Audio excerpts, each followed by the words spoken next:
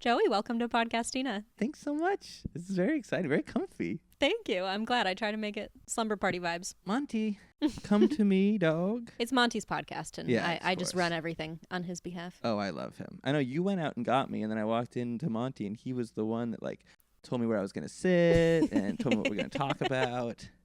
I love him. He's like a pom-pom come to life. He is. It's amazing. He's like that dog Boo, that famous Pomeranian. Yeah. There's also, what's the other one? Jif Pom. You know what I'm Jif talking about? Pom. There was, I know, Lisa Vanderpump back when she had her yeah. dog that since passed. There's been Damn. a lot of famous Poms. I know, and they're all dead. Sorry, buddy. Monty can rule them all now. Jiffy Pom, was it Jiffy Pom? Is that his name? I did like a bunch of stuff with Jiffy Pom because he was like an influencer that worked with this production house called Awesomeness that I was working with. And so all the time they'd be like, hey, Joey, we got Jiff. We got him. We got him. I've done like interviews on the red carpet with Jiff Pom. Oh my God. I Right. need to look that up and find it. That's you hilarious. should be making money. He should. He made money. I don't want to talk about it too much in depth because I've already brought it up on the podcast a million times, but he did get hired off of this podcast to star in a YouTube video. Nice. Did they pay you? Was it SAG? Yeah, he got paid. Nice, dude. Good for you. Yeah. That's the dream. It is. I one time was working on a set on a CBS Radford on the sitcom, and out by my dressing room I found a baby possum. I'm a very animal person. I love animals, obviously, and they love me, obviously. Mhm. And I found this baby possum, and we had, I can't remember what animal we had on set that week, but it was a pig. And so there's animal handlers that their whole thing is, they have a farm somewhere in Malibu and they have a bunch of animals. And I found usually possums abandon their young when they can't feed them, and so they'll choose the stronger one and leave it. Oh yeah, I know. Very upsetting. And I found this baby possum. Long story short, didn't know where to bring it. Was going to bring it to a humane society. Brought it to the animal handlers and was like, "Do you guys know anybody?" And they took the possum, and that is their possum. And now that possum has been in TV shows. It was on a show, Animal Rescue, with Joel McHale. Oh my God. And I was like, not only saved this possum's life, but gave it the best possible life a possum could have. You are owed 10% of everything that possum does. It's funny to think that his mommy possum picked his brother possum and was like, this guy stands a better chance at eating garbage and living off the freeway. And then this little possum was left abandoned, and now he's in a trailer somewhere dating Meryl Streep. I didn't realize, it's so funny that you bring up possums because I just had a really crazy run-in with one, and I forgot how scary they look when they're grown. Yeah. And I was And they hiss. They hiss. I can't believe, I'm so lucky that this thing didn't hiss at me, but I was leaving dinner. I was on the street behind Abbott Kinney, and I was walking with Julia Austin, if you know her. Love her. And I was a couple of feet in front of her, and she goes, "Galena, stop!" And I was like, "Fuck, what?" Because I didn't see anything. I'm like, is someone about to come around the corner and stab me? What does she see that I don't see? And so I just kind of run back to her a couple steps back, and then she goes, "Look at that giant animal!" And on the fence that was I'm walking right by this fence on the sidewalk, right? It's a foot from me, if that. And on top of the fence is a possum bigger than Monty. Whoa. This thing was fucking this big, it was a foot and a half, and it was just sitting on the fence, and it was so close. I don't know if it would have reached out or if she thought it was going to jump on my head or what her concern It was sizing you up. It saw you and it was like, I could take her. But I had to missed it entirely because Julia's a good 6 inches taller than me, so it was on her eye line, but not mine. I was just walking by it like nothing happened. And for some reason, this was the second animal encounter with me and Julia, because one time I had her at my apartment back in West Hollywood, and this was COVID times, and we were podcasting outside on my balcony, and she goes, "There's a rat behind you," and it was scurrying behind me, and I'm like, what the fuck is it with me and She's Julia? like the Snow White of trash animals. Yeah. She brings rats and pigeons and possums. So ridiculous. I do love animals. I think that there are animals like possums and rats and seagulls and pigeons that people give such a bad rap to, that are people are oh, they're pigeons or rats with wings.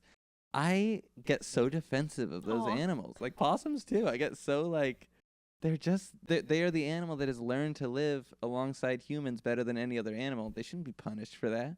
Yeah, they're rats with wings because they eat our garbage. That's all they have to do. There's a reason we don't have flamingos around us. It's because they don't eat vape cartridges.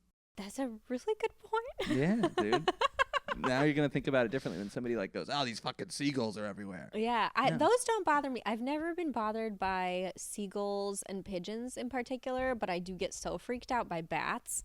Oh yeah. And I get very freaked out by like rats and possums. Raccoons don't bother me. I'm pro I raccoon. love raccoon. And I Pro love that raccoon. they're becoming more domesticated. Have I you seen like know. the videos online of them like Yeah. getting belly rubs and stuff? It's so cute. And like evolutionarily, their faces are getting cuter by human That's right. standards. Yeah. It's so great.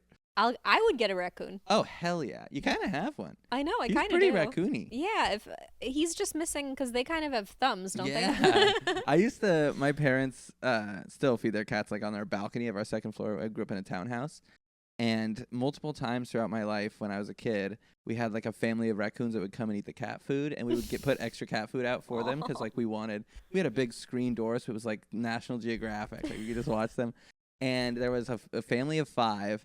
And the mommy raccoon and the 3 babies and the dad on the end, or vice versa. I don't gender raccoons. It's hard to gender raccoons. Yeah.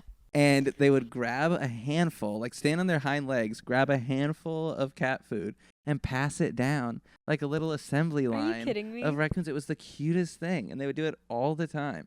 And like people, again, are so mean to them. But they're just little guys, little Yeah. tiny bears. Just trying to make it out there. Yeah, in the just trying cold, to- cruel world. Just trying to make it in LA. They're not verified on Instagram. They're not going to pay for it. They want to earn it. They're getting cuter in LA because they're out here getting like the Botox. Yeah, yeah, exactly. I saw a raccoon with a little BBL. Like, oh, you work it. I'm subscribed to 2 raccoons on OnlyFans. What was there? Was another raccoon fact I wanted to give. Whatever. It's okay. I love animal facts. They're so sweet. I feel bad in retrospect, not that I could have done anything about this as a child, but we had come over from Ukraine with an outdoor cat when we moved to the States. Yeah. And it was like a very like prey driven cat. And so she would go out all the time. She like came home and we fed her and stuff, but she terrorized the neighborhood that I grew up in. Yeah. And she like probably killed every chipmunk. She would bring us like dead squirrels, a half dead rabbit one time that we tried to like put in a shoebox and revive and couldn't. Oof. And she was just like out there hunting. Hell yeah, dude. Hell yeah. I think that domestic cats are the most invasive species of all time. And it's not even a joke. They Yeah. really are, because they do that. They go in. They're like such good hunters. And they go out there and they kill a bunch of chipmunks and stuff. And my cats, like, my parents' cats are inside. My cats are inside princesses. They'll never Mhm. leave the house because they would die right away. But they bring in, like, it's like a game to them. Like, they're not even eating the rats for the most part. They just want to kill, hunt, and then it's dead and they don't care. Yeah, I had a roommate with a cat in college and we had a mouse problem. And there was this one day where like I saw a mouse and then it went behind my dresser and then we lost sight of it, didn't know what to do with it, thought maybe it had left the apartment, that there was some kind of like hole in the baseboards. And then my roommate's cat, Violet, like, I guess sat on it and suffocated it because we found it dead, splayed out in the middle of the living room with no puncture wounds or anything. Weird. Yeah. And your thought was that she suffocated it? I think so. Like sat on it and suffocated yeah, it? I think she just, they gamify it. I think rats and I think their hearts explode. I know that sounds like a weird. Oh. I think they get like afraid to death. Yeah, Could have been see that. I feel like your cat, not that I'm judging your story, I feel like your Mm-hmm. cat didn't suffocate the rat. I feel like that takes, like, I'm Just imagining. scared it like, to death? Yeah. It's I'm possible. imagining cling wrap and a cat trying Yeah. to suffocate a rat. I'm moving right now into a house for the first time, and I'm bringing my cats. And, like, every once in a while in my apartment right now, I'll find dead cockroaches in the morning that they had just hunted throughout the night, and now they're going to live in an environment where every once in a while there are mice and rats. And I'm like, my cats are smaller than Monty. They're very, very small. And so I'm very curious to see how, like, prey-driven they are, because they've never really had the opportunity. They live a pampered little princess life. I bet it's in them though, because they're. It's gotta be. I had learned at one point that cats became domesticated like 20,000 years after dogs, and that's why they're not quite as like receptive to our demands or like quite as needy. They're like so much more independent for the most part than dogs. Oh, huh. Which I kind of like. I like that my cats. A lot of people are like, cats don't know their names. My cats know their names. Like, they do. Yeah. They just don't listen to me. Yeah, Like, they have selective hearing, but he has selective hearing. yeah. How good is he? He gave me his paw earlier. Has he know Yeah, stuff? he's good when he wants something. I Yeah. mean, he'll like do his tricks, but he won't do them if he thinks that you don't have anything to give him or if he like figures that out after a while. Yeah. And then he definitely has his like manipulation tactics. Like we have all these systems in place where he has these very like predictable behaviors of when I want to like get him to do something, I know that he's going to act a certain way. Like for example, he won't jump on or off of my bed, but he sleeps in the bed with me. So whenever he's ready to be like lifted into the bed, he kind of does this, I'll like Aw. scoop my arms up under him and he like helps me and jumps up into my arms to be lifted into bed. He's a little prince. He's a little prince. And then when it's time to get up in the morning, I'll greet him good morning. And then he comes over to me and he waits for me to swing my legs around the side of the bed to be sitting up. And then he climbs in my lap. And then he goes, okay, human elevator, like take me down. Aw. It's the best. He just can't physically make the jump, or is it because He can. He doesn't want to. Yeah, he's a little prince. Mm-hmm. I get it, man. I would too. Ugh. What are you looking forward to in life right now? I'm moving into a house, which I'm really excited about. I was telling you before we started the podcast, I was like, I'm living in Topanga Canyon. So it's just like, I moved to LA when I was 17. And I moved to Magnolia. I don't know how well you know the Valley, but I moved to like the Valley, like North Hollywood area. And then I've only pretty much lived in the 15 years since living here in the 1.5 mile radius of where I moved. And so this is the first time I'm like really changing things. And it's not really, it's Woodland Hills, so it's really still nice. the Valley. Still the Valley, which I feel Valley slander on your tongue when you say the Valley. But that's this elitist LA nonsense. You're not wrong, and I will explain myself. Yeah, I like the Valley, and Flappers rocks. I think people give shit on the Valley, and I get it. I brought a friend of mine and his new girlfriend to a bar in the Valley, and they spent the whole time like, oh, the people here are so different, and wow, look at the dance moves. Their dance moves are from last year. Like they were talking so much shit at the Valley, like it's Wyoming or something. And then I go to their house, and their house is like, they got cockroaches, and they live in an alleyway, and I couldn't park to save my life. And like, I don't get it. We're 10 minutes away from each other. The Valley fucking rocks. Yeah. You can bowl. Every like 4 blocks is a bowling alley. That's pretty good. I didn't realize that. You do have amazing sushi on Ventura. Yeah. I'll give you that. Lots Yeah. of good stuff on Ventura. Here's where my Valley slander comes from, and it's not because of the people, because the people are wonderful, and I get it, and it's Thank like you. a good suburbia scenario that's like still really accessible to everything. And I probably can no longer talk shit on this because I'm moving to Texas. But the thing that has bothered me so much about the Valley is the fucking heat. Yeah. The heat is like significant. I mean, for me to live on the west side and for you to live in North Hollywood, like we are living 2 different lives in the month of July. Like entirely. literally 30 degrees of difference. Yeah. Not even an exaggeration. There last year, it wasn't too bad this year. It didn't get so hot, but last year we had that heat stroke. What do they call it? Heat wave? Heat stroke. Someone had a heat stroke. Yeah, a bunch of people did. But it was like 113 degrees. Yeah. Like inhospitable. Mm-hmm. And not to get like dark about it, but inhospitable for me with a house and an air conditioning. Yeah. And there's a lot of unhoused people, and especially like where I'm living right now. The part of the Valley that makes me really sad is it feels like it's in this, we were gentrifying it, but then nobody came. So what we did was like kicked these businesses out, raised the rent, and now there's nobody to live in the rent that we have now raised. And so there's just a bunch of empty apartment buildings and empty businesses and a lot of people on the street. And it's just gross. Like it's just dirty, and it makes me really, really sad to like leave my house because especially when it was raining last week, I was walking with an umbrella, and there was just a guy who's like a young guy my age pushing a cart, didn't have an umbrella, and he had like a blanket around his head, and I gave him my umbrella, and then I was walking home like 2 extra blocks, and I was like, now I'm getting wet, so I turned around and I went and grabbed my umbrella back from him. You're like, that's enough. But it is, I get this like, maybe it's because I love superheroes and I love Batman so much, but I get this overwhelming sense of like, the system is wrong. Like, this isn't supposed to be like this. And so that like existential things that are surrounding me, that gives me a really hard time. And I know that's everywhere in LA. But then moving to Woodland Hills, where it's like a little more suburban, Yeah. a little more like wildernessy. It's very nice there, and at least the nature is so accessible from there Yeah. because you can just like shoot down to Topanga Canyon and get to the beach, and it's like Totally. pretty reasonable. Because that's like the big thing for me is the nature. I love nature, and I hate feeling like I'm like landlocked. And the same drive to get me to a place where I feel like even though I get like if I go to Burbank and hike in Burbank, I'm still looking over and I'm seeing all the smog and the airport. Yep. But now in like Woodland Hills, I can hike and I can trick myself into looking around at 100 or 360 degrees and see nothing but plants and nice. Smell eucalyptus. Yeah, it's clean. Yeah. And yeah, it's so I'm really excited for that change because I moved to LA.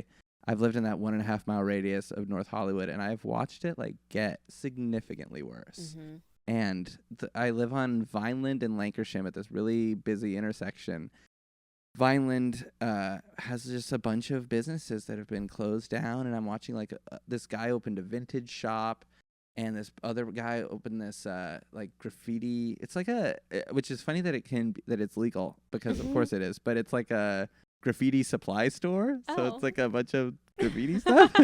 But like, you know, little businesses like boutiques, and they're all closed now. None of them could afford. The only place that is open is this weed shop that isn't on Google Maps. That is cash. Is it the one that used to have the weird comedy show at it? No, the Higher Path.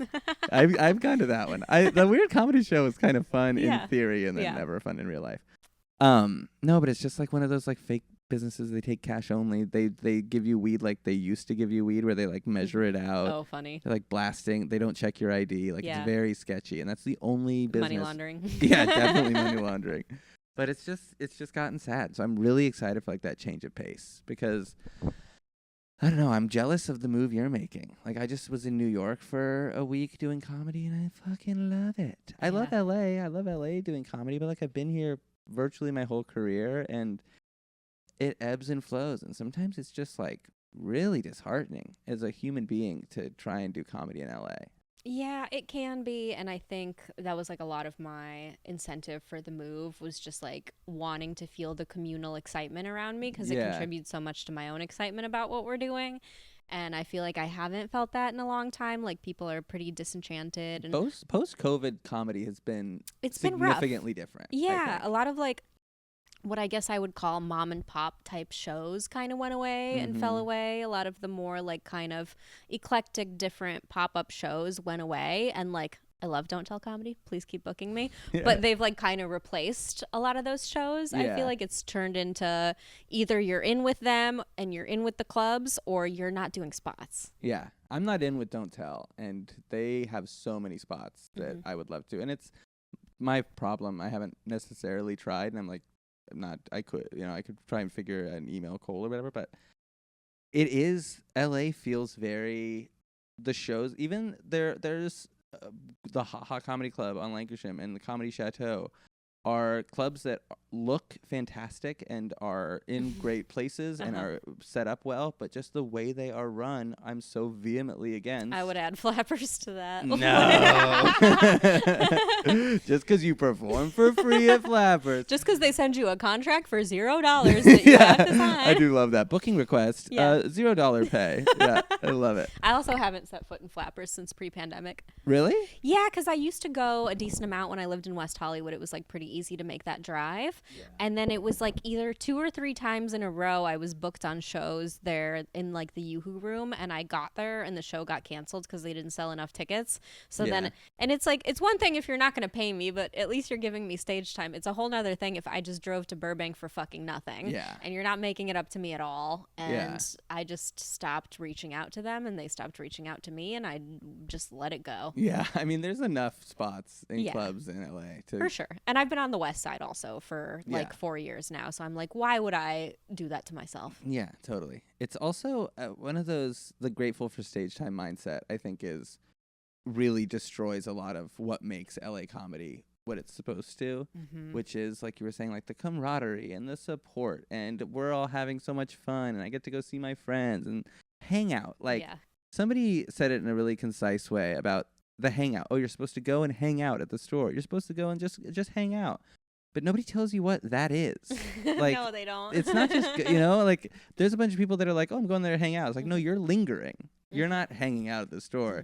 You're loitering at the store. And I don't get what the difference is. Like, I feel like I'm in the way constantly. And am I in the way until somebody goes, you've made, like, there's no, it's such a weird thing. And so there are clubs like Flappers, or, I mean, I wouldn't even put Flappers on this list necessarily.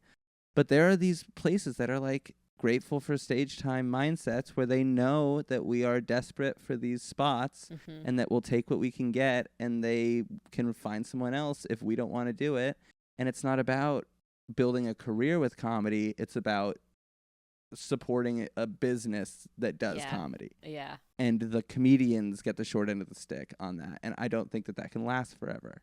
Because, like, the minute another club that pays for spots, like, I love Flappers, but if they're not paying for a showcase spot and somebody offers me a spot that does pay anything at all, I'm going to take the one that pays, of course, 10 times out of 10. Yeah. And so it's like, I am grateful for the stage time, and I do need the stage time, and the more the merrier. But at the same time, I know that that system is flawed, and I know that system should not be in play. Like, the Comedy Mothership, the coolest thing they've done is kind of go away with that whole grateful for stage time. They pay for all the spots. I know the Crow pays for all the spots. Yep. Like, West Side pays you. West Side pays, Improv pays. Yeah. They should all pay at least what it costs to drive there from wherever we're coming. At least. Or the thing should be, if you're charging for tickets, you should be paying comedians. Yeah. It's one thing if someone's like running a charity show or it's free for people to attend, what have you. But the second the producer is making money off tickets, there's absolutely, like, at minimum, you should be giving people like $10-20 for gas. Yeah, exactly. Which I also, this comedy thing, this whatever this is this weird. Bullshit we do. This bullshit we do. But it is like we have to chase checks more than any other industry that I've ever been a part of. Like, the amount of times I have to hit up somebody for $25 or $50, where, like, I have to weigh what is more important, me getting this $25 to buy that new action figure that's at GameStop that I want, or, like, the awkward text you gotta send a friend of mine that I am grateful for that wanted me to, like, I asked to do their show, I was like, send my avails and be like, hey, I would love to do, I've never done this show, my friend's done it, it's great. And they get me on the show, and I'm so grateful. But then also, you're gonna give me $25, and I have to ask for that. Like, I just think it's. I've been talking about the comedians should have a union forever, and anytime you actually bring that up to people, they're like, it's an insurmountable problem. I can't imagine how we could do that. But every industry, it was an insurmountable problem. Absolutely. And, like, we need to do it. And I think, and I get it. I get like, I was talking to Nicole at the Crow about unionizing, and she was like, as a club owner, it would make it a lot more difficult for me, because then you got to go through the union, and sometimes people drop out, and then you got to fill somebody, and if there's union only shows, and you can't fill it with somebody, and so you'll just end up going the easy route, which is people that are non-union performers. And my argument for that is, like, okay, then there will be venues that are union, and there are venues that are non-union, and let that exist, and let the union be something like the WGA or a SAG, where you get recommended by somebody that is in the union, or you work enough hours, like, paid feature spots. You work 10 paid feature spots in a year, you're in the union, blah, blah, blah, whatever. Because there are things that, like, are problems that will never get fixed unless there is somebody big in charge that is able to hold out on every comedian. Like, the feature pay has not increased. I was just about to bring that up. It's been $100 for 25 years. Yeah, like, since the 80s. Legitimately. I was talking to a friend of mine who's a great headliner comedian. She's one of the best of all time. She got paid the same thing to feature at the Punchline for the first time in San Francisco that I did to get featured for the Punchline for the first time. And the difference was like 35 years in between when she did and when I did it. Yeah. And again, it's that grateful for stage time thing where, like, they know if I say, no, you're not paying me enough, that they can go to anybody else and they will easily find somebody that is willing to do it, because we're supposed to be doing it for the love of the art. But we can't do it for the love of the art if our real lives are struggling. Yeah. Like, I need to be able to pay rent. I'm a worse comedian when I am struggling as a human being. Right. And it benefits them to benefit us, because we will be better if they give us the opportunity to, like, really commit to stand up and not have to do a bajillion other things and then go do stand up at nighttime. Like, it's really, it's that whole, we have what it takes to feed everybody and live in a utopia, but we never will thing. We have what it takes to make comedy accessible, and there used to be a middle class for comedians that doesn't exist anymore. Like, I've heard a lot of people talk about that. It's either you're touring and you're grinding, or you're made it and you don't have to worry about money ever, or you are substitute teaching and doing comedy at night. And there's no in between anymore. I'm like holding this mic. My hands are so sweaty. It's getting intense, Monty. It's worth getting on a soapbox about, because it's true in not just comedy, but a lot of like art forms too, and anybody that doesn't have any kind of protection. And we've devolved so much as a society, and what's happening in comedy is so reflective of what's actually happening, where like the middle class is just getting siphoned out of fucking existence. And eventually you have to be like, okay, well, who's going to pay for your 8th mega yacht if none of us have any money left? If you took it all already. Or like, who's going to be, like you were saying before the podcast, who's going to be the person that goes to comedians and it's like, hey, I think maybe you've reached the pinnacle of what you're going to do. I know that it's like subjective and art is a thing, and some people get better, and there are people that have been, you know, grinding for so long, and then 15 years in, they get some big break and they find their place in the industry, and I'm all for that. I also think that there should be something like SAG, or like I've been a member of SAG since I was 15, 16. They have come, they just show up on sets, like short film sets that are SAG, and they'll find you and they'll go like, are you getting fed? Are you working overtime and trying to be cool about it? Or did you have 12 hours between your rep yesterday and your thing today? Just things where like, we're not going to be the bad guy. I'm always going to be nice. And if somebody wants me to do something and I can do it, I will always say yes. But that doesn't mean I should be willing to do that. And I also think that there's too many people doing comedy. There's definitely too many people doing comedy. There's no barrier to entry at all. And I was just like reflecting on the very first time I did it, because I had an anniversary, and a friend of mine asked, she's like, what was it like doing your first open mic? And I go, oh, well, I didn't know what the situation was, so I showed up to this open mic. It was Fanatic Salon, which is still going. Nice. And I didn't know that you had to show up like 2 hours early for these like first come first serve. You like learn that after you've been doing it for a while. And so I showed up right when it was starting and ended up like 20 something on the list, like 25th or 26th. And because of that, I watched so many people. I mean, there were a few like really good, really funny comedians on the show, but for the most part, it was people like eating absolute dog shit. And I watched like minimum 15 people eat dog shit. So by the time it got to me, I was like, well, I'm not going to do worse than those people. And it like gave me the confidence to do it and to pursue it, which is nice.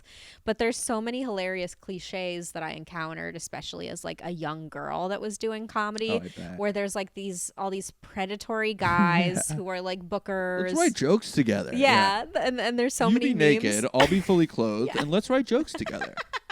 Exactly. There's a lot of that. There's a lot of, come open for me on the road. And I'm like, I've open been your doing legs for me on the road. Or I'm like, it's been 4 months. You think I have 20 minutes? Okay. Right. That's something I was just talking to a comedian friend of mine about the other day. I was like, we were just, salt lamp. We were just bitching about, you know, comedy and, it's whatever, blah, blah, blah. And we're like, at least we're men, though. At least we're not women in comedy, because golly. You know how terrible it is. Oh, my gosh. The amount of times that, like, I have had to come to that realization of, like, at least I'm not everywhere I go also being hit on and also having these, like, preconceived notions of me and my gender get in the way of whether I should be booked or not. Like, it is a lot harder for you guys. So thank God I got this awareness. Right, Monty? Thank God we're boys. Thank God I got a weenus. It would be a great t-shirt. I know, it's so bad to say because whatever, but it is so much harder for you guys. Especially in the open mic world. The predatory thing is like, it's so real. They are predators. They're monsters. Some of those like clubs I was talking about, they're in North Hollywood. Like, I advise my female friends not to get anywhere close to those places. And it's not because I don't think that they would be put up or that I don't think they're funny. It's because of the people running it are in the position they're in on purpose. Yeah, that's huge. There's this guy there's this club that it's in the Valley, and there's this guy that has made every female friend of mine incredibly uncomfortable, and I don't perform there anymore, and I advise other people not to. Just don't support somebody that does that.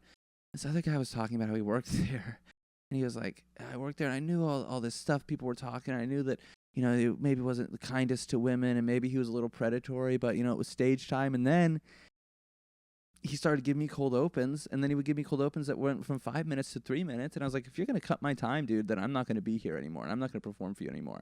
And I was like, you were fine with the misogyny and the way he made females uncomfortable. But the minute he took 2 minutes away from your cold open spot, that's where you draw the line. It's so funny to find out where people's line is for I things. know. Because that's why we need a fucking union. Because if we Right. had a union, we wouldn't all need these arbitrary personal lines that we're waiting to get crossed. We would have these things that are like in place, or we'd have someone to call when shit is weird. Like, so many people are put in comedy, especially, like, nobody tells you until you learn your lesson about bringer shows. Yeah. Nobody tells you until you learn your lesson about, like, specific comedians that are creeps and weirdos. Right. Like, there should be, we brought up a name before this podcast, but there should be like a, I don't know, a 3-strike policy. Yeah. Just something where these people aren't, maybe this is me coming in hot because, I was just talking about this to a friend that was put in a position by a headlining comedian that was putting pressure onto her. It's disgusting how often that happens. And it's also disgusting how comedians come to the defense of other male comedians that they enjoy the comedy of, in spite of the fact that they are awful human beings. Yep. And that is like boils my blood so much. I am friends with somebody who called out Louis C.K. originally. I saw the post that she made on Facebook because it wasn't a post that she wasn't trying to like call him out publicly. She just put it on her like personal Facebook page and described, and I will never forget the comments on that post. Horrifying.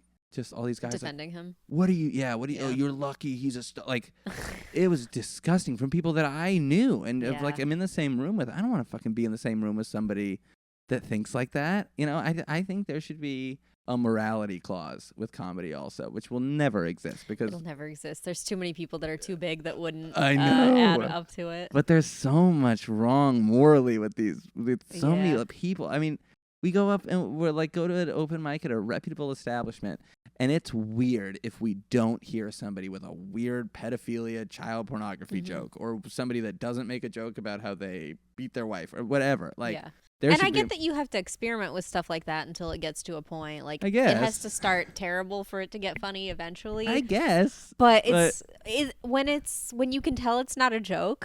Yeah. When you can tell that that's how that person like really feels. Ugh, it's so funny to watch with my girlfriend who's like not from the comedy world. She's also on the spectrum a little bit, so she kind of has a harder time picking up on like sarcasm or when people are joking. And I forget that is a big portion of the audiences too. Yeah. And like it's so funny to watch comedy with her because like we were at the store and we were watching somebody, I can't even remember who it was, doing some bit about how they like hated their wife or whatever. And it's somebody I know, and I'm just like, that's just, he's doing a comedy. And then he walked off stage and she was like, we should call somebody. Like, we should get in contact with his wife and tell her on Instagram that he's saying these things. Like, it is. I don't she know. probably knows. She probably does. Yeah. And she's probably pretty upset about it. I can imagine. I just think there should be a morality police for comedy because there's so many people. There's a lot that goes by. And I think you're moving to Austin, so you're about to be like, oh, call the morality police.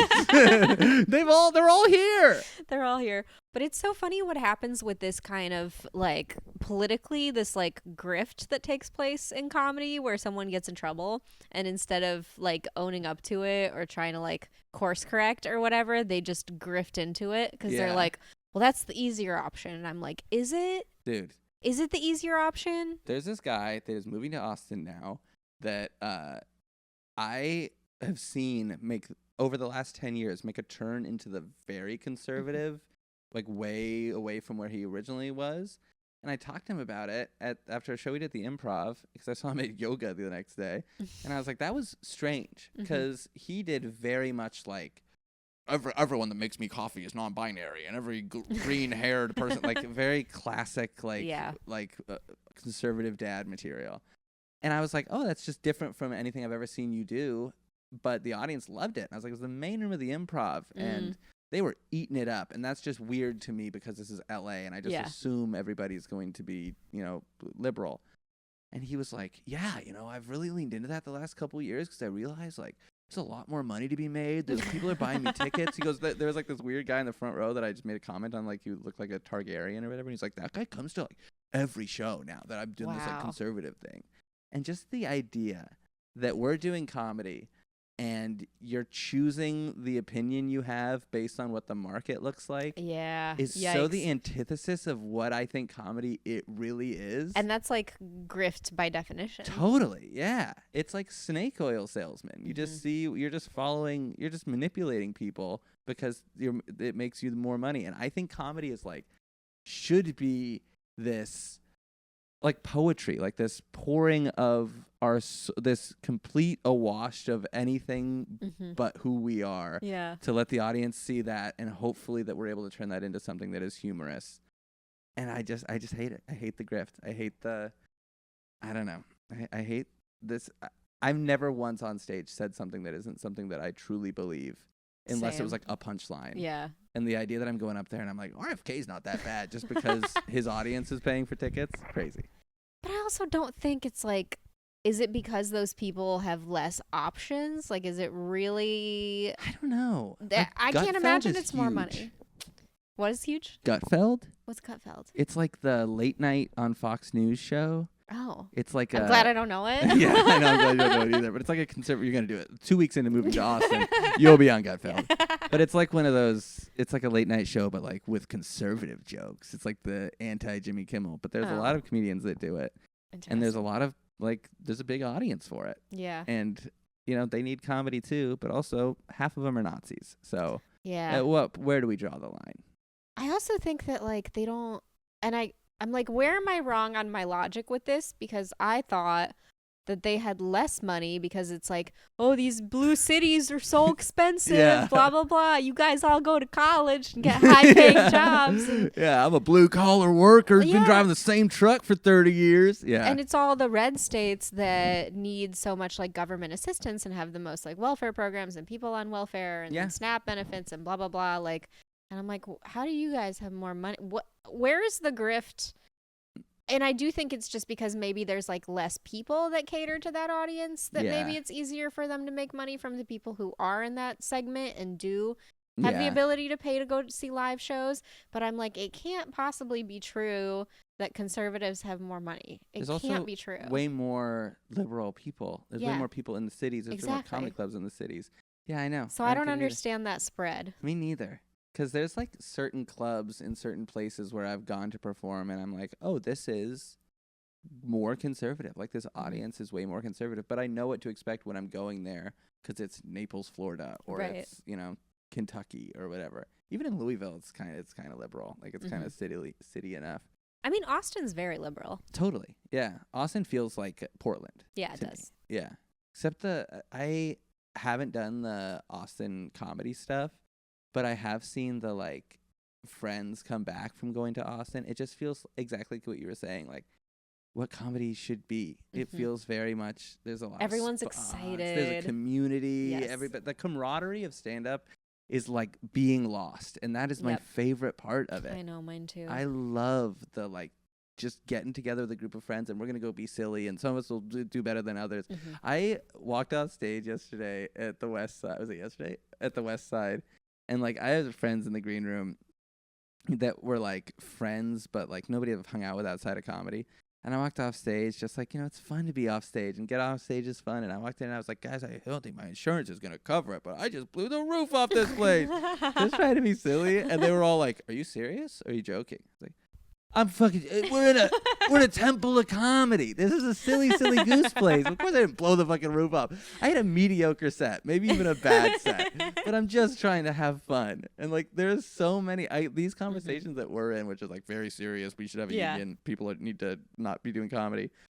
Is kind of the norm for the green room, and I love it. Like we're clowns. We're being silly, clowns. Goofy. We're tap dancing for drunk people's approval. Yeah, exactly. And like realistically, we're not going to be everybody's cup of tea. And sometimes we're going to do better than other times. But the fun of comedy that keeps us going should be the camaraderie of the comedians. And I feel like in LA especially, it's so competitive and so cliquey that like people intentionally make you feel. This guy came up to me. I have a gazillion stories like this, and it's probably because I'm like read into social interactions too much, and that's my problem.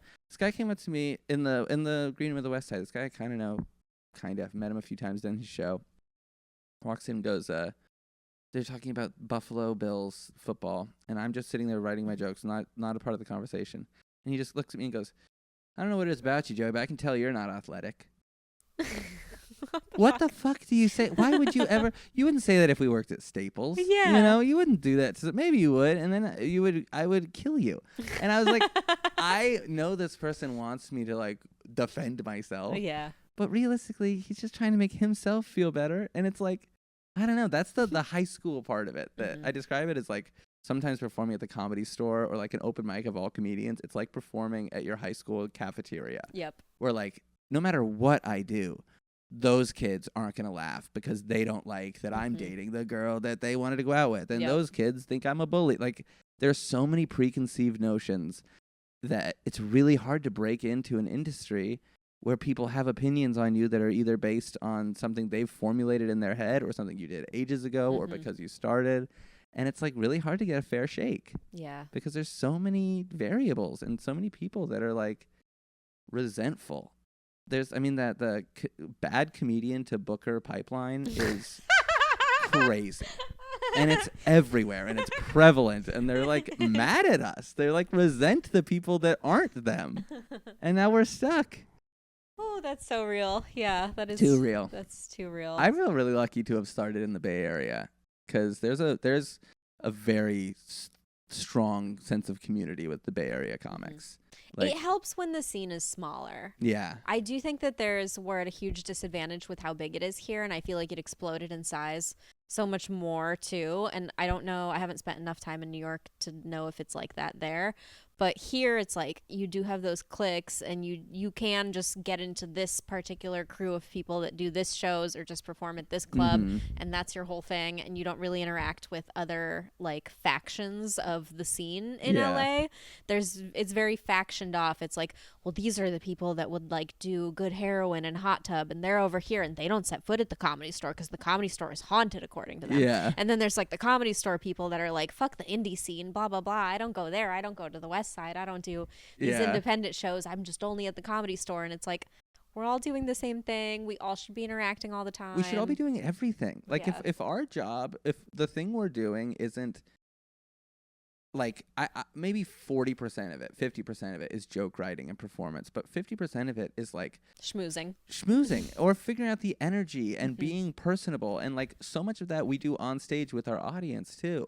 You should be able to go up and kill at the Comedy Store, kill at a bar show, and kill at an alt comedy venue. Like you should be able to do all of those. And that's what makes like a good comedian, because there are these people that are killing at the Comedy Store and they're doing great and they resent these other shows because they don't feel like that's where comedy is. But you should be killing everywhere you go. Yeah. And that's impossible realistically to kill every time, but you should be able to kill in every room you perform in. And I don't know. I so much of me talking about this right now is because I'm trying to psych myself up to have the courage to go to the Comedy Store tonight.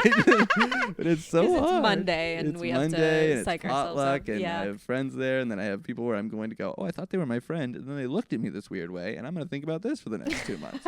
I do that so much. Like I was thinking about that too. Like, do I go there tonight? But I just went last week and I had no fun at all. I know. My girlfriend Emma, the amount of times I'll be like, I think I'm going to go to the Comedy Store tonight. And she goes, you sure? You always come back from there pretty sad. Yeah, I do. Because like I always have a story of like I was in the bathroom and whatever, like some little things, and it's because of I know so much of it is me. I'm a very like neurotic, anxious. I read into everything. I just want everyone to like over communicate, and that place is full of under communicating. I just want the camaraderie in the community, and I want it to be easy, and I want us to all have each other's backs, and I want us to like care about each other, but it doesn't feel like that. Yeah. Somebody told me the other day, they were like, yeah, you work so hard and you're doing so many cool things. I don't know why people are the way they are about you. What is that supposed What? to mean? What a crazy. I know. What a crazy thing to say to somebody. That probably came out. That's like an inside thought that should have Yeah. stayed inside, 'Cause because then they I- didn't realize, I think, like the implications of saying that to you. They also didn't realize that I was gonna be like, "What do you mean? Yeah. What do they?" And they're like, "Oh, everyone's jealous. They're just what? What do you mean? What do you mean? Like, I will think about this for the rest of my life." I hate people sometimes. I wish that we could do comedy because, like, I love comedy. I love watching comedy. I love doing fun shows. But then sometimes it breaks your heart, not because of the comedy, but because of the people you're doing comedy with. Yeah. And that shouldn't be the case. Like, I don't know. I've been doing this for such a long time. And I think it's because I started so young, but I am so. How old were you? I did my first open mic when I was like 13. Damn. So I Wow. did comedy from when I was 13, virtually every night until I was like 16. Wow. And then I moved to LA for, I did a Disney Channel show, and I moved to LA for that. And right off the bat, I was doing comedy in LA, and somebody just said something to me that wigged me out. And they were like, I had to cancel a show at the Improv, and they were like, you have to, either you're acting or you're a comedian. You can't be half and half. You have to pick. And That's like, so really ridiculous. fucked me over. It is ridiculous. So many people do both. I know. And it just like was one of those things that happened at a formative time in my life where like that guy is literally a realtor now, by the way. So I don't know why I hold You have to that. be a comedian or a real estate yeah. agent. You can't do both. Can't be both. As soon as he decided to be a real estate agent, he was like, I am never going to touch foot on a stage again. But I do think that young age starting is really done me a disservice, and I am so desperate for validation from my peers, and I am so desperate for that kind of camaraderie, and I'm so desperate for like I was telling you earlier about Howie Mandel said a nice thing to me, and I run that back in my head all the time. I want that feeling of like, yeah, we just did comedy. Like I did it as a joke. I do it as a joke every once in a while at a show when we're in the green room, and I'll be like, all right, guys, comedy on 3. But, like I really do want that. Yeah. I want us all to be like, oh, that was so fun. Good job. And like majority of them, realistically, majority of comics are really nice. Of course. But just, I don't know. I want that like hip hip hooray. Like I get more like positivity and drive and community from a comedian's softball league than I do comedians at a show. Yeah. And I get that we're all on edge and we're all a little nervous and we're all trying to do our best, but there's no reason to take it out on each other. Yeah. Like it should be this sense of community where we're all like, we're doing something so silly, and virtually none of us are making money with the shows we're doing. Like if we're making money, we're out of town, or if we're making money, we're like performing with an opener. Like when we're doing shows in LA, for the most part, we're all just like getting the $50 if we're lucky. Yeah. Why can't we like enjoy? I don't know. And for the most part, we can. And we're doing it every night. And I don't know. I'm getting myself all worked up now. Well, how do you counteract that? Like, what do you do to take care of your mental health? And I'm trying so many things. Medication helps. Yeah. You talk to a doc. Medication's a blessing. I try and like separate myself from comedy as much as I can, because my career is the writing and the comedy and the acting is all so intrinsically tied into me, and the social media is so tied into me that it's really hard for me to separate myself if my comedy's not doing well, or if I didn't get a part. Like it's really hard for me to not feel like Joey is a piece of crap. I am right now currently acting on separating myself from that, which is a lot easier said than done. Yeah. Because, like, social media is so hard. It's so hard. I haven't posted on social media since, like, the beginning of November. And it's been an active choice because it's not good for me. And I can afford to take a little bit of time off. And I'm trying to do it. But I'm punishing myself because I'm looking at the people around me and comparing myself. And they're posting a lot. And they're doing really well. And they're selling out shows. I don't know. I don't really have an answer to like how to stay mentally well, because I'm not necessarily mentally well. But I don't know. Just trying to take it. That big dogging thing people do, I'm trying to like take that on the chin, because it sometimes like irks me so much. The like, where are you? Where are you next? Where's your next weekend? And if you don't have a weekend, you feel like a piece of crap. Yeah. And then like, I don't know. It's just it's such a thing, such a hierarchy, weird high school nonsense. It so can be, and it's unfortunate that like social media has become such a non-negotiable piece of it. Yeah. And I think I have finally gotten to a place where, it's just because I post every fucking day. I feel like I have to. You have to, yeah. That I don't like take it personally anymore. I used to be so precious about it. I used to like come up with a sketch like once a month and think that it was going to be this big thing and think it was going to be amazing and this is going to be the thing that like changes it all for me. And it's like, that's never the case. Yeah. It's so rare to be the person who becomes like fucking hawk to a girl or whatever. Yeah, like that yeah. happens Is that so what you're rarely. going for? You're trying to be like hawk to a girl? Well, just the idea. I want a Neutrogena commercial. Right. The idea that like one post is going to change Yeah. your life. Like, yes, in theory that could happen, but realistically it won't. Yeah. And I've kind of been able to just through sheer volume desensitize myself and separate myself away from like not assuming that any one post is going to do fucking anything for me. Because when I used to feel like that, then it was such like a high anticipation and then like steep fall off and feeling Yeah. bad about myself. And then going through the rigmarole of being like, oh, none of it's working, and like really just feeling it deeply when it Yeah. wasn't helping me. We also have analytics now, and we can look Yeah. at it like, oh, everyone stopped watching this a minute or Yeah. a second and a half in. I'm like, great, thanks, Yeah. that's awful. And yeah, I've just kind of been able to expand my tunnel vision that I had on it and look at it as a big picture and be like, this is just something I have to do all the time. I can't take any of it personally. Like, great if it does well, expect it not to, and Yeah. then just keep playing the game. Yeah. And it's really helpful to do that. And I think that like when people don't do it at all and they don't participate in it and then they act like you can have a career without it, Yeah. and then they get bitter that they can't, and it's like you saw which way the tide was going. It's been this way for years. Yeah. No, you're doing the right thing. It's the separating, because it's not Mhm. it's not about how funny the clip is. It's Right. not about like it's a computer algorithm that we're trying to appease for it to even show it to anybody at all. Yep.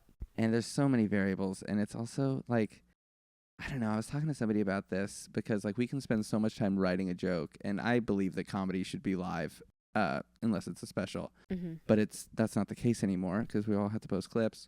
But like when we're posting a clip, we're not competing with each other and other comics. We're competing with like a guy that got a smartphone that has undiagnosed schizophrenia, and he's making a video that he thinks he's sending to his mom, and he posts on Instagram, and then that does really well. Like, we're competing with everybody now. Yeah. It's not just, I mean, we're competing with comics, and like if you're looking for comedy, but for the most part, you're scrolling.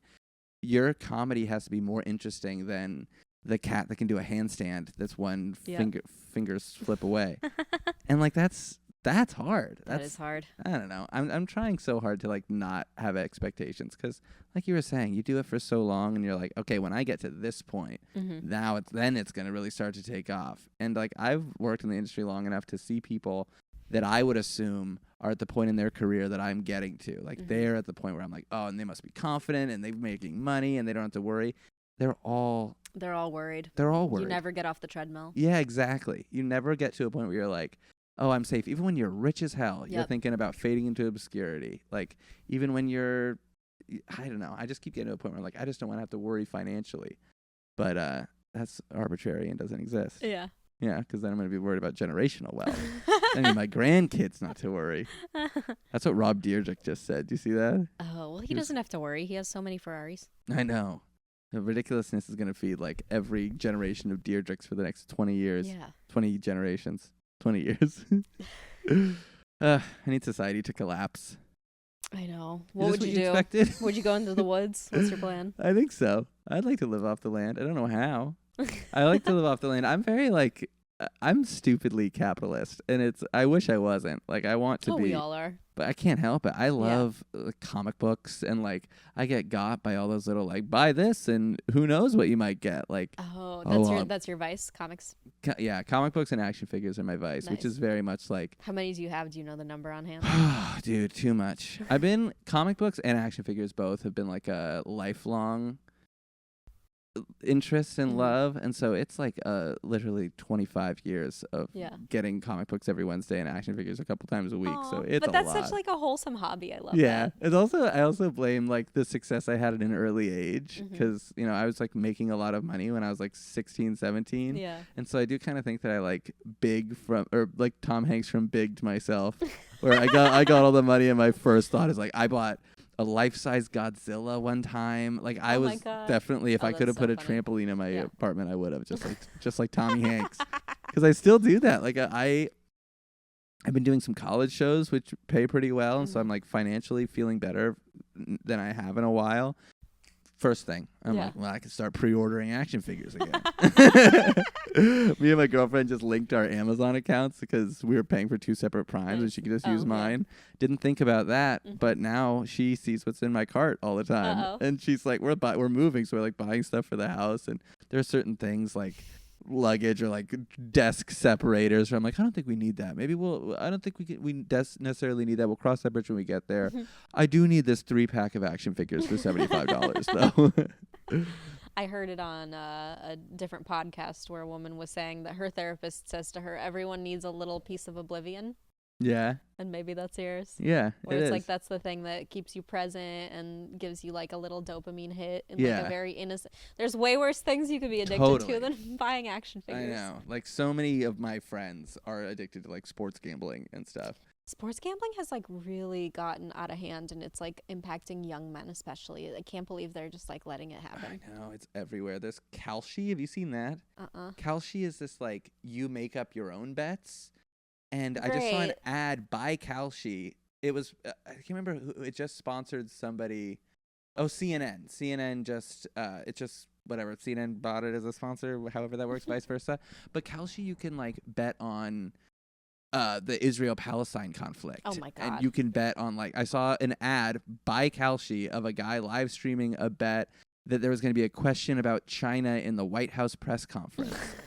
And he's like sitting there and he's like, yeah, they mentioned China. Yeah, it's $30 I just made or whatever. It's like such It's a like uncut gems. it is, and it's also like a weird dystopian cyberpunky Yeah. nonsense. Like we're betting on what reporters are going to ask about in the White House while our country falls apart and our democracy is being gotten rid of, and we're just like struggling so much that we want to win $100 on whether or not they're going to mention something to President Trump. Like, what is happening? The dopamine sensitivity is so crazy and so like dysregulated with Yeah. people that they need something that extreme just to get it, because we're like inundated with all this shit with our phones all day long, and like, oh, the hit of I log in and I have new followers and I have new comments and notifications, blah blah blah blah blah, and Yeah. you're purchasing something and there it is like in your mailbox the next Love day, it. and like the dopamine, we've just like desensitized ourselves so much that now it takes this like gut punch for you to feel anything. Yeah, exactly. I know. A friend of mine brought up eBay to me the other day. Oh my and God. it I reminded used me- to love eBay. I got back into it like 2 weeks ago, which Oh, is like nice. got back in. Yeah. I just searching for deals or whatever, and then you get in that bid, and now your phones can send you notifications. They're like, "Hey, someone outbid you. There's 20 minutes left," and they know like it does that to you. It makes you go like, "Well, I want to be happy, and if I Yeah. lose this, I'm gonna not be happy. But if I win it, I'm gonna be happy for a little bit." For 5 seconds. So I'm gonna do it. Yeah, exactly. I know. I spend my whole life just making enough money to buy myself the things that make me happy for 5 seconds. I love it. Oh my God, me too. That's such like that's our economy. Yeah. If you had to put it in one sentence, Yeah. you work yourselves to death to buy you things that bring you a little bit of joy, and then you're back on the hedonic treadmill of like, how do I feel? Yeah, I know. I was thinking about when I was doing the New York shows, I went to New York and I was like, I'm going to treat myself to like one nice dinner. And I ate and it was delicious. I had like 2 martinis and it was such a nice time.